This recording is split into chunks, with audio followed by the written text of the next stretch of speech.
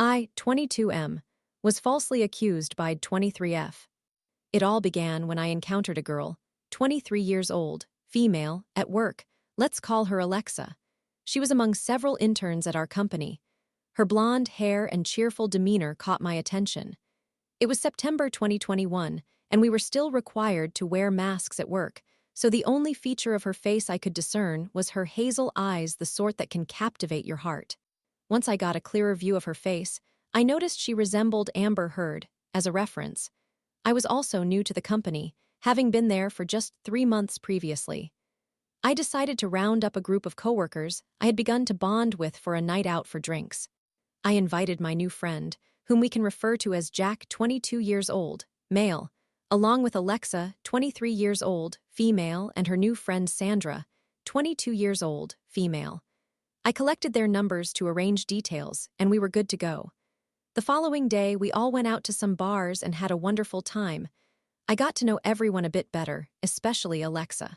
I discovered that she enjoyed the same shows as I did, was a Marvel fan, and played Dungeons and Dragons. I found myself quickly falling for her. As the night drew to a close, I had plans with another male friend later that evening to watch a movie. Jack mentioned that he thought Alexa might have feelings for me, as he had been observing her around me. I was as oblivious as honey in alcohol and did not take him seriously.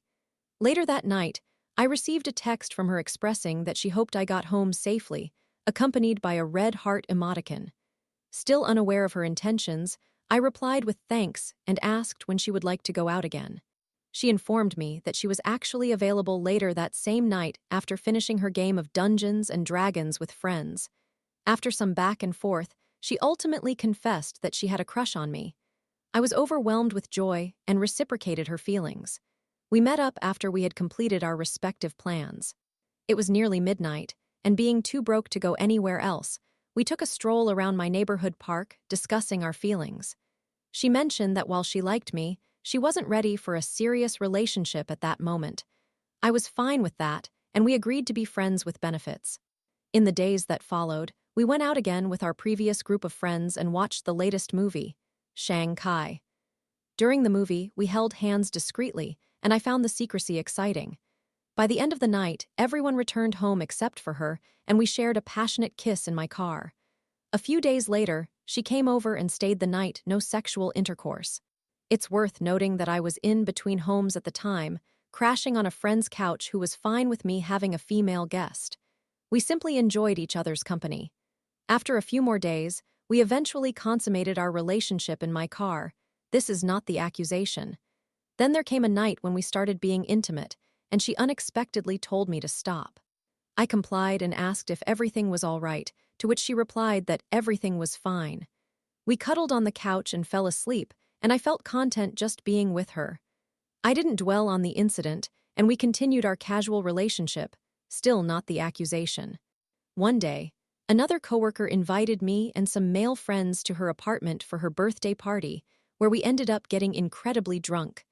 I had already made plans with Alexa to hang out at my place after that night. Alexa wasn't invited to the party, as those girls weren't particularly fond of her. Regardless, I left the party and met up with Alexa in my car, where we sat in the back while I sobered up. She made sure I was all right, and her caring attitude prompted me to express what I felt inside. I love you. She fell silent, and I was too inebriated to grasp the significance of my words. We returned to my place and snuggled on the couch until she initiated kissing, which led to intimate encounters and eventually falling asleep. We didn't discuss what I had accidentally said that night until later. A few days later, we conversed about her plans for after her internship ended. Given that she was from another state and only in town temporarily, we both realized there might be an end to our connection. This led to an argument. I didn't want her to leave, but she was also uncertain. I suggested that if she was planning to leave, we should halt what we had going on to avoid getting too attached. Even though I was already attached, I thought I would deal with it when the time came. She didn't agree, so we continued. At that point, I had finally moved to a new apartment a bit further away, but it was all I could afford. She visited almost daily, and we engaged intimately numerous times over the next 3 weeks until I broke my lease there, having found a better place closer to work at the same time. During this period, I unfortunately discovered some troubling information. I noticed she was texting someone using heart emojis, which upset me, and when I confronted her about it, she tried to evade the question. It turned out that the person she was messaging was her boyfriend back home. I was furious and confronted her through text. Caught off guard, she called me incessantly. I didn't answer until the 10th call. She cried on the phone, pleading with me not to walk away, even singing to me while I remained silent. After about 30 minutes, I hung up. The next day, she approached me at work to discuss it. I told her, "If you want to be with me, I think you should end things with the other guy and confess what transpired because I have been in that position before." She understood and mentioned that her boyfriend was visiting in a week accompanied by her mother, and that she would discuss everything then. I acknowledged this, and we continued our relationship. She assisted me in moving into my new apartment, met my new roommates, and even slept on the floor with me since I didn't have a bed yet. The week of the talk coincided with my birthday, which is on Halloween. A friend visited that week, helping to divert my mind from what she was doing. I didn't see Alexa until the day before my birthday. We arrived at work simultaneously and walked in together. As we entered, I noticed her lock screen had changed to a photo of her and her boyfriend. She quickly explained that she hadn't mentioned anything while he was visiting because she didn't want to spoil his trip or her mother's visit, given they traveled across multiple time zones. She also noted that she was making decisions regarding her future at the company. She informed me that she planned to stay, supposedly for me. I felt thrilled knowing someone would consider making such a commitment for me. The next day, everyone at work was aware of my birthday and the costume party I was hosting at my apartment. Before the party began, Alexa came over and helped my roommates and me decorate. She arrived with her usual overnight bag and later changed into her costume. She dressed as Yelena Romanov from the Black Widow movie, and many remarked that she bore a resemblance to Florence Pugh and Brie Larson. The outfit was notably revealing, featuring a bodysuit that exposed her legs and backside. I found it quite alluring. Once the party commenced, everyone began drinking, and the atmosphere grew lively. There were about 25 people in my small apartment. Alexa began dancing with me, which she normally avoided while trying to keep our relationship private. In plain sight of everyone, she even made out with me and led me to my room for more intimate moments before the party was interrupted by a neighbor complaining about the noise. That marked the end of the party, with most attendees leaving except a few friends who stayed a little longer to sober up. I took their keys and returned to my room where Alexa was. We laid down and chatted until I stepped out roughly 30 to 40 minutes later to return the keys to my friends, who insisted on leaving. Once they had gone, I returned, and we engaged in intimate relations. We awoke around 6 a.m. and talked for about another 15 minutes before resuming our activities. Later, I walked her to her car as usual. We kissed goodbye and she drove off. That day, I confided in my friend Jack about my feelings for this girl, and he was pleased for me. Afterward, our conversations continued normally, and we made plans with other friends to watch the Eternals movie. Upon returning to my place after that, we fell back into our familiar routine.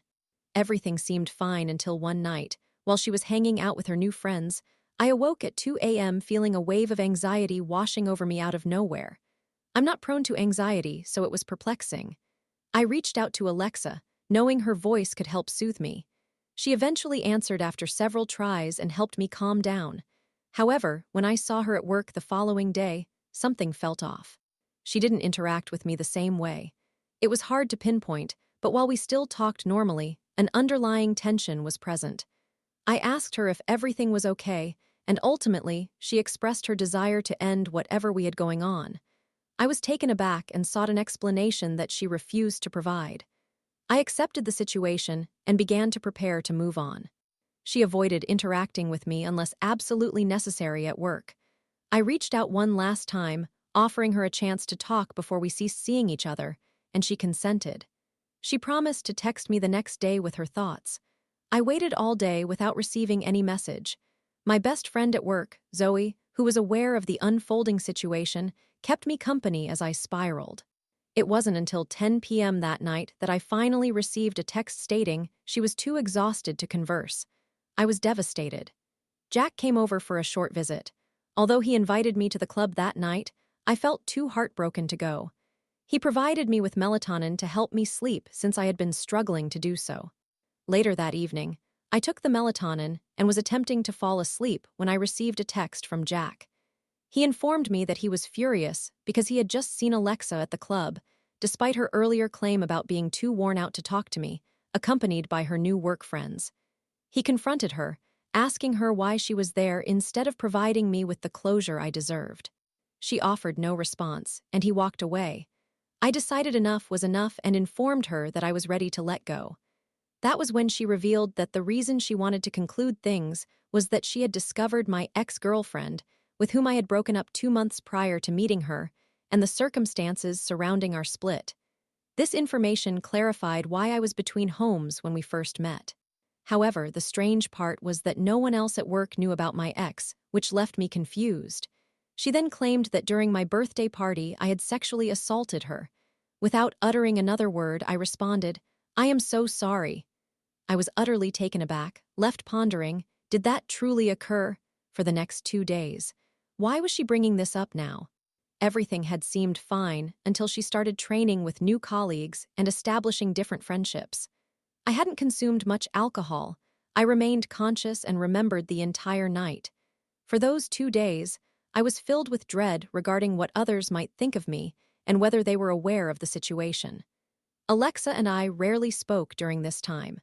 Anxiety consumed me, prompting me to consult one of my friends who had been present, Madison, about what she recalled. She mentioned seeing Alexa and me getting close, even disappearing together and kissing. Therefore, I broached the subject with her. She looked startled and confused.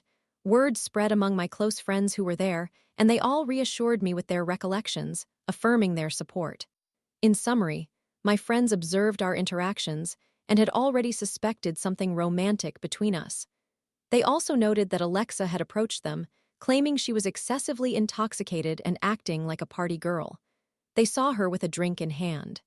Additionally, my friend Zoe offered Alexa a ride the day after the party, and Alexa expressed a desire to throw another party, explaining that she hadn't been able to fully enjoy herself because she had to babysit others. These statements contradicted her narrative. Her new friends attended my party, but I didn't know them well since they were invited by one of my other friends. No one else noticed her behaving oddly at work or having peculiar conversations. This became a significant topic of discussion among my friends and me as we sought to understand her assertion that I had sexually assaulted her. Since she refused to communicate with me, gathering clarity was challenging. As this unfolded, we approached Thanksgiving and decided to host a Friendsgiving with my close friends. Alexa learned about it through Snapchat and expressed her anger over the situation. I hadn't invited Sandra, given her friendship with Alexa, even though I was also friends with her. I was unsure whom to trust. The day after my Friendsgiving event, Alexa reached out to apologize, texting, "Things did not end how I wanted them to. I wish my schedule had allowed us to talk when it was appropriate. I want to have a conversation if you're still open to it. I never wanted to avoid talking to you. Let me know." I instantly inquired when she would be available. We arranged a meeting day and time. I secretly recorded our conversation to analyze her statements and compare them with those of others. During our talk, she claimed that many of our encounters lacked consent, particularly on Halloween. I explained that I never intended to convey that impression and that, while there was no justification if that was how it appeared, I also didn't want to diminish her feelings. It seemed to stem from a miscommunication, and I wished she had addressed it sooner. I then inquired how she had learned about my ex, but she refused to disclose the source. We discussed our memories, but she couldn't recall anything beyond the moment I closed my door. She was unsure if her inability to remember stemmed from a mental block or if her mind was protecting her from something. The conversation concluded, and she walked me to my car, expressing a desire to remain friends if I was comfortable with that. I replied that I wasn't certain I was ready for that. After a few days, I texted her, saying that we could attempt to be friends and take things slowly to ensure she felt comfortable. She replied that some discomfort lingered, but she still desired a connection and friendship. She requested exposure to me to feel more at ease. She then eagerly asked if I was free that night, suggesting she come over to hang out. She communicated her excitement, which left me puzzled.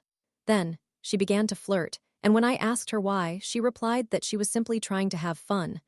I reiterated that I didn't want to make her uncomfortable. She assured me she wouldn't mind if I pretended nothing had changed. She did not want me to treat her as if I hated her.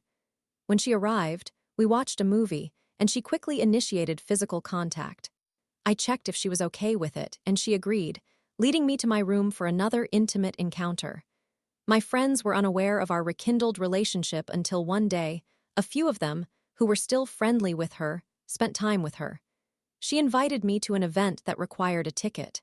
After purchasing one for me, we attended together, and my friends were surprised to see me there, though I didn't dwell on it. I was just pleased to be included.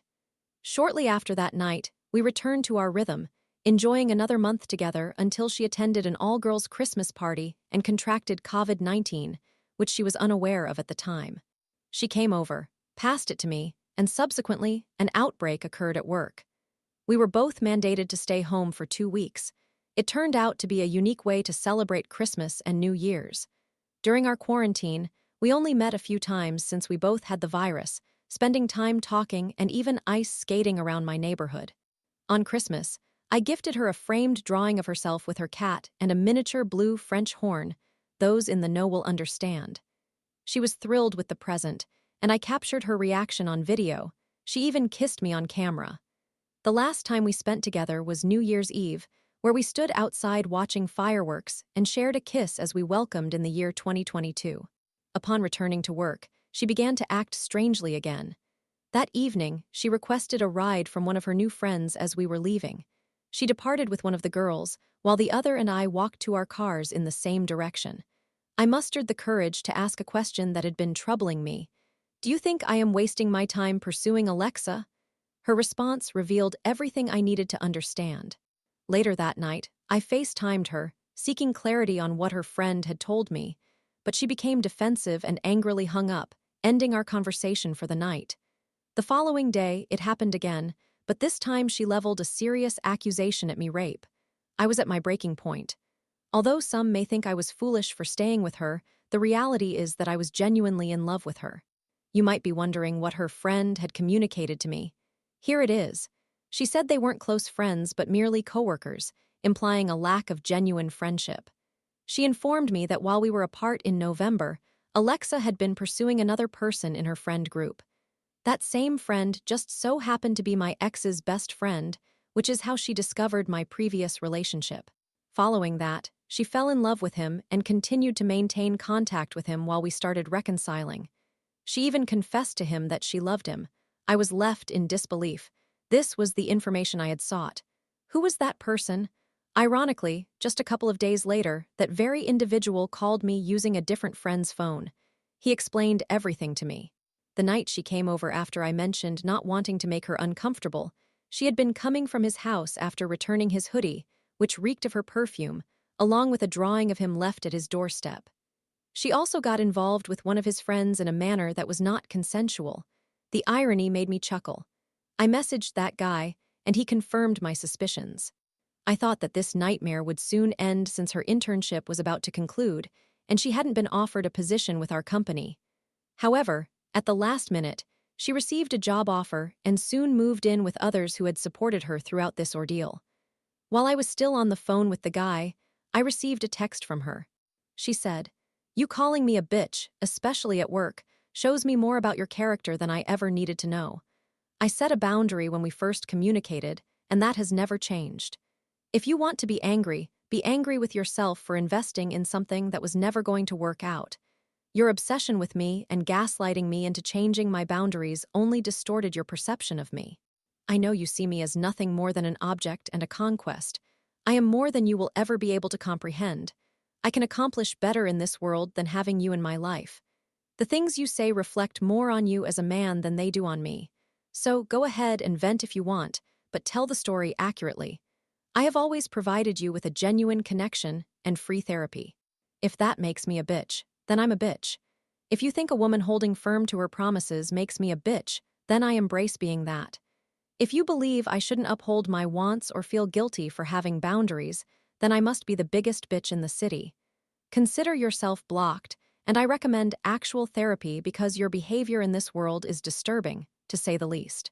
Following this, she took to her Snapchat story, sharing her distorted version of events, claiming I pressured and manipulated her.